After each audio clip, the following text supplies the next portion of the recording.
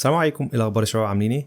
والنهارده هنتكلم على الايفون 13 برو ماكس، الايفون المحبب لقلبي. الايفون 13 برو ماكس هو الايفون الوحيد اللي تم اطلاق عليه هو الايفون الشبه متكامل، او زي ما الناس بتقول الايفون المتكامل، الايفون الخرافي الجامد جدا اللي مفيش اي ايفون جه زيه ولا هيجي بعده. هو طبعا نص الكلام ده صحيح والنص التاني يعني مش صحيح، فخلينا في فيديو النهارده نشوف هل الكلام ده صح فعلا ولا لا، ونثبت بالاثباتات ان ليه الايفون ده هو ايفون جامد جدا وفعلا يستاهل الشراء. وبرده في الفيديو ده هجاوب على 3 اسئله، من اهمها هو هل فعلا الايفون 13 برو ماكس يستاهل الشراء في 2023، وبرده هنرد لو مقارنه ما بين ال 13 برو ماكس وال 14 برو ماكس الاثنين بنفس السعر، اخد 13 برو ماكس ولا اخد 14 برو ماكس، بما ان الناس بتقول على 13 برو ماكس ان هو جامد ومفيش اي ايفون جه بعده جامد زيه. هل قدامي 13 برو ماكس و14 برو ماكس اخد ال 13 برو ماكس ولا ال 14 برو ماكس؟ انا بتكلم هنا الاثنين بنفس السعر، لان الايفونات دي سعرها قريب جدا من بعض طبعا، وبدون شك انسى 13 برو ماكس وروح مع ال 14 برو ماكس لاسباب كتير، زي ان هو احدث، الدايناميك ايلاند هتاخد مميزات خفيفه. لكن ليه بقى الناس بتقول ان الايفون 13 برو ماكس هو موبايل جامد جدا ومفيش موبايل هيجي بعده ولا قبله ولا الكلام ده؟ هو لانه فعلا كان طفره جامده جدا وقتها. ال 14 برو ماكس ما جاش بطفرات او بحاجات جديده، وطبعا كان في فرق سعر ما بينهم. دلوقتي عشان كتير ناس بتشتري 13 برو ماكس فالسعر بتاعه بقى قريب من ال 14 برو ماكس، فبالتالي يعني من الاخر لو قدامك الاثنين بنفس السعر او فرق السعر قريب، يعني مش فرق سعر كبير ما بينهم، خد طبعا ال 14 برو ماكس. خلينا بقى في السؤال المهم، ليه ال 13 برو ماكس بيطلق عليه ان هو افضل ايفون نزل الى الاطلاق؟ يعني لما نتكلم على التصميم بتاع الموبايل هتلاقي ان الايفون ده شيك جدا. الايفون ده خاماته طبعا فلاج شيب، عندك كل حاجه هنا ممتازه، يعني بعيدا بقى عن البصمات والحاجات دي، اللي بيشتري ايفون بالسعر ده اكيد بيركب له كفر او جراب، فحوار البصمات بقى بتاع الفريم والحاجات دي مش هنقول انها عيوب والكلام ده، هي عيب لو انت هتستخدم الموبايل بدون جراب، لكن ده ما يعتبرش عيب. فاحنا بنتكلم هنا على الفخامه والخامات المصنع منها الموبايل، فهي ممتازه وعلى اعلى كواليتي. الموبايل ده مقاوم للمياه والغبار عادي جدا، موبايل طبعا فلاج شيب، الحاجات دي حاجات بديهيه جدا مش مميزات يعني ان احنا نتكلم فيها، لكن برضو بقولها لك ليه ان الايفون ده يعني يعتبر يعني ايفون شبه متكامل. وخلينا نسخن كده ونبدا بميزه مهمه جدا في الموبايل ده، وميزه صغيره الا انها مهمه جدا وهتفرق معاك جدا وبتفرق جامد في التجربه، وهي شاشه الايفون ده. ببساطه هو ممكن تقول ان شاشه الايفون ده لو بصيت لها كده من بعيد، ايه ده يا عم فيها نوتش ازاي؟ ان الشاشه دي جامده جدا وكويسه زي ما انت بتقول كده، شاشه فيها نوتش وقديمه وما اعرفش ايه وبتاع. لا ببساطه يعني النوتش دي يعني كل الايفونات فيها نوتش، كل الايفونات او مستخدمين الايفونز عارفين ان في نوتش في كل الايفونات وتعودوا عليها وكل الكلام ده عشان الفيس اي دي والكلام ده، والموضوع ده ابل حلته في السلسله اللي بعد كده. لكن هو مش موضوع مؤثر زي ما انت معتقد، انت لما تجرب الايفون الموضوع ده انت بتنساه تماما وما بتاخدش بالك منه اصلا ومش بيشغل دماغك خالص. لكن الشاشه نفسها هي شاشه ممتازه وجت فيها حاجه جديده نقلتها نقله جامده جدا عن السلاسل اللي قبل كده. الشاشه دي ككواليتي، كسطوع، كالوان، كاي حاجه فهي ممتازه جدا. ايه بقى اللي خلاها مختلفه عن حاجه زي 12 برو ماكس؟ الشاشه دي فيها حاجه اسمها البروموشن، الشاشه دي يعني فيها ريفريش ريت عالي، بدل ال 60 هرتز اللي كان موجود في 12 برو ماكس بقى عندك هنا 120 هرتز موجوده في ال 13 برو ماكس.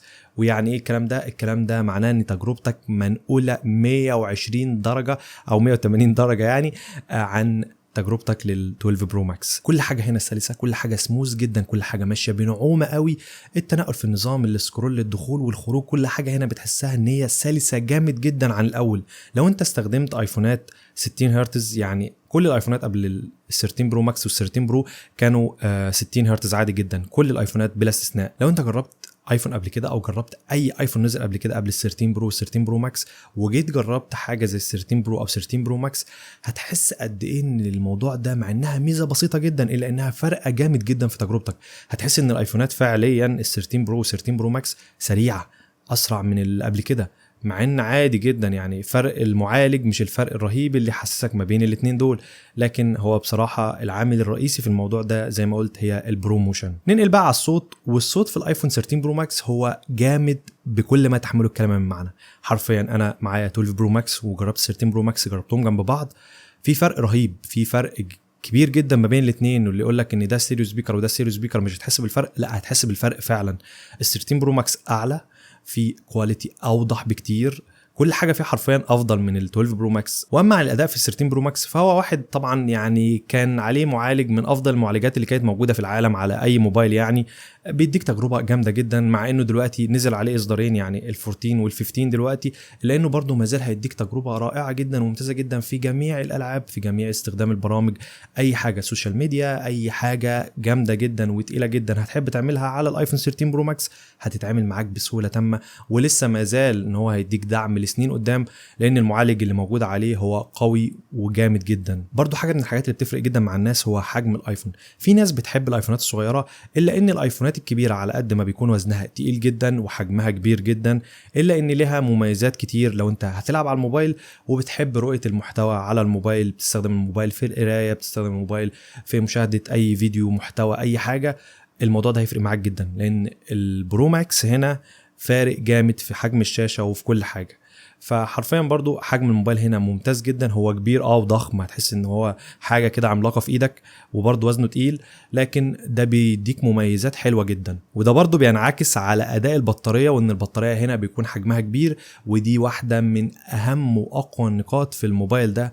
وحرفيا دي حاجه يعني ممكن لو سالت اي حد عليها هيقول لك ال13 برو ماكس هو افضل بطاريه ايفون نزلت الى الاطلاق. لما نتكلم على البطاريه بكل بساطه، لو سالت اي مستخدم 13 برو ماكس البطاريه بتقعد معاك قد ايه، حتى لو كان استخدامه شاق، استخدام عادي، اي حاجه، الايفون بيكمل معايا يوم كامل، وفي ناس بيكمل معاها يوم ونص، وفي ناس بيوصل معاها لمده يومين على شحنه واحده.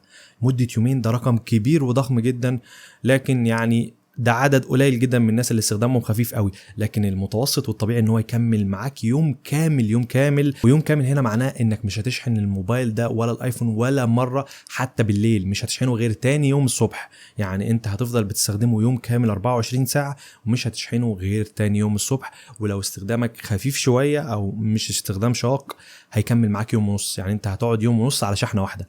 فحرفيا ده السبب الرئيسي، وده السبب اللي فعلا كل الناس بتقول عليه ان هو الايفون الجامد جدا اللي ما جاش قبله ولا هيجي بعده، هو حوار البطاريه، لان البطاريه بتفرق جدا مع الناس.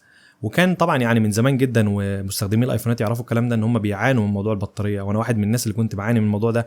ليه البطاريات؟ وليه مش فاهمين ابل ليه ما تحطش بطاريه كويسه في الايفون؟ يعني انت بتديني كل حاجه وبتيجي على اهم حاجه وتاخدها، اللي هو انا معايا مميزات جامده جدا بس معيش بطاريه شغالها، ليه يعني؟ ولما تيجي تقارن ما بين ال14 برو ماكس وال13 برو ماكس في موضوع البطاريه، فهتلاقي ان ال13 برو ماكس اداؤه افضل بشويه حلوين، او يعتبر نفس الاداء، لكن ال13 برو ماكس اداؤه افضل بشويه صغيرين عن ال14 برو ماكس. تقدر تقول ان هما الاثنين نفس الاداء، لكن يعني زي ما قلت لك افضل شويه صغيرين. فلذلك برضو الناس قالت ليه طب اغير ل 14 برو ماكس مع ان ال 13 برو ماكس بيديني تجربه افضل. واما برضو عن نقطه التصوير، فال 13 برو ماكس او سلسله ال 13 برو وال 13 برو ماكس جت لاول مره بميزه جامده جدا وقويه جدا، وهي ميزه العزل في الفيديو. الميزه دي فعلا عملت نقله نوعيه لكل صناع المحتوى، عملت نقله نوعيه بشكل عام لاي حد واي مستخدم ايفون. الموضوع بقى جامد جدا وناس كتير بقت تستخدمه، وناس بقت تعتمد على الايفونات يعني كمصدر اساسي كده في التصوير الفيديوز بتاعتها على السوشيال ميديا او اي حاجه. وفوق كل النقاط دي طبعا السعر، لان سعر 13 برو ماكس دلوقتي نزل. ففي ناس طبعا يعني في ناس بتحب انها مش عارف يعني اقول عنهم ايه، في ناس بتبيعوا باسعار عاليه جدا. بشوف 13 برو ماكس معروض باسعار خرافيه تقارب $1000. ايه اللي مثلا يخليني مثلا اسيب 15 برو او اسيب 14 برو ماكس او اسيب اي ايفون $1000 واروح اشتري 13 برو ماكس يوزد $1000؟ انت ليه معتقد ان الايفون اللي معاك ده حاجه كده يعني ما جاتش ولا هيجي قبلها؟ هي ما جاتش ولا هيجي قبلها، لكن برضو ما يتسعرش بالسعر ده. يعني معلش الناس اللي بتبيع، برضو دي رساله موجهه للناس اللي بتبيع الايفونات بتاعتها 13 برو ماكس بسعر $1000. انت ليه مقتنع ان يعني الايفون بتاعك ده يعني عشان هو جامد تعرف تسعره باي سعر انت عايزه؟ فبس دي كل حاجه في النهارده، وده كان فيديو كده سريع وخفيف. كنت حابب بس اتكلم معاك واناقش معاك ليه ال 13 برو ماكس هو محبوب الناس. فلو عجبك الفيديو ما تنساش تعمل لايك وسبسكرايب. اشوفك فيديو جاي ان شاء الله. سلام.